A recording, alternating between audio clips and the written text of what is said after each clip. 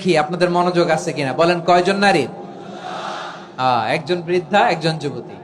উনি কান লাগিয়ে শুনতে পাচ্ছেন। বৃদ্ধা মা ওমর ফারুক কাউকে দেখতে পাচ্ছেন না, শুনতে পাচ্ছেন। বৃদ্ধা মা তার যুবতী মেয়েকে বলে, এই তাড়াতাড়ি ওটের দুধ দহন করে ওটের দুধের সাথে পানি মিশাও, তাইলে কালকে বাজারে মদিনায় বেশি দামে বিক্রি করা যাবে, লাভ হবে অনেক।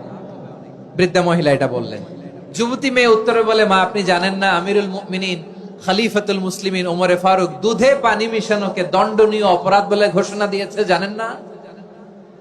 এবার বৃদ্ধা মহিলা বলে, আরে পাগলি, এই ভোর রাতে আমিরুল মুমিনিন ওমরে ফারুক আসবে কোত্থেকে?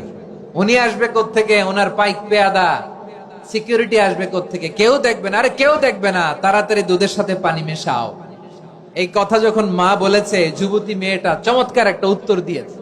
তিনি বলেছিলেন, ইয়া উম্মি, ও আমার মা, লাউলা রাআ উমর লা রাআ রাব্বু উমর। ও আমার প্রিয়